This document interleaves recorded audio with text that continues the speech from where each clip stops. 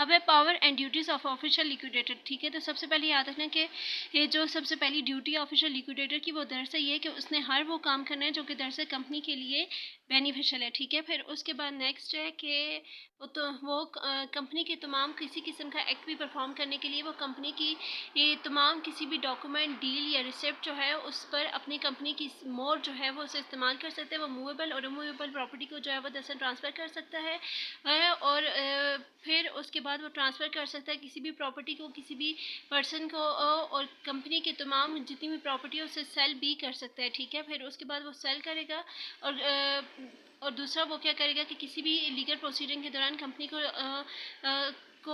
Defend करेगा और किसी भी क्रेडिटर का जो क्लेम है उसे सेटल कर सकता है, किसी एम्प्लॉय को इनवाइट कर सकता है। ठीक है, कंपनी के सेल प्रोसीड कहते हैं कि कंपनी के एसेट्स को सेल करके जो मनी आती है उसे वो डिस्ट्रीब्यूट कर सकता है। फिर उसके बाद वो क्या करेगा कि कंपनी की किसी किस्म की कोई ट्रांजैक्शन है, कोई नेगोशिएशन है, उसे इन्फोर्स करा सकता है कंपनी के बिहाफ पर। ठीक है, और फिर उसके बाद नेक्स्ट उसकी ये है कि वो अगर उसे किसी किस्म की प्रोफेशनल असिस्टेंस की ज़रूरत होगी तो वो कंपनी उसे प्रोवाइड करेगी। ठीक है, कंपनी उसे हेल्पफुल करेगी कि वो अपनी लाइबिलिटीज़ को परफॉर्म करे और उसके अलावा वो एडवोकेट को अपॉइंट करना चाहे तो वो कर सकता है।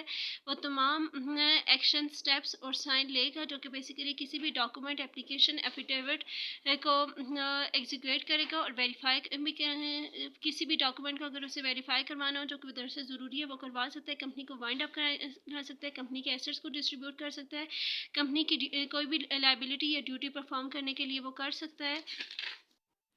नेक्स्ट वो अप्लाई कर सकता है कोर्ट में ऐसे ऑर्डर्स के लिए जो कि ज़रूरी है कंपनी को वाइंड अप करने के लिए। फिर दूसरा कोर्ट जो है वो क्या करेगी कि ओवरसी करेगी ऑफिशियल लिक्विडेटर के तमाम एक्शंस को और अगर किसी भी क्रेडिटर या फिर किसी the exercise of shall be subject to the overall control of the court, मतलब ये कि कोर्ट उसे ओवरसी करेगी। और अगर कोई भी क्रेडिटर, कंट्रीब्यूटर या फिर रजिस्ट्रार उन्हें ऑफिशियल लिक्विडेटर के से रिलेटेड जो है वो दरअसल कोई भी किसी किस्म का कंसर्न होगा वो कोर्ट में अप्लाई कर सकते हैं। इसी तरह जो ऑफिशियल लिक्विडेटर है वो कोर्ट की डायरेक्शंस के अंडर जो है वो दरअसल काम करेगा। नेक्स्ट है liquidator keep books maintaining proceeding and meeting. तो ऑफिशियल लिक्विडेटर ऑफ कंपनी जो कि अपॉइंट किया जाएगा जैसे ही कंपनी को जो है वो जैसा वाइंड अप करेगा तो वो बेसिकली ये करेगा कि कंपनी के तमाम जितने भी अफेयर्स हैं, बुक्स हैं, अकाउंट्स हैं उनका ख्याल रखेगा। ठीक है, रजिस्टर करेगा वो डेट्स जिसमें क्रेडिटर्स और कॉन्ट्रीब्यूटरीज को जो है वो नोटिस इशू किए गए थे, रिकॉर्ड रखेगा तमाम प्रोसीडिंग्स को। और रेजोल्यूशन कहते हैं मेजॉरिटी की जो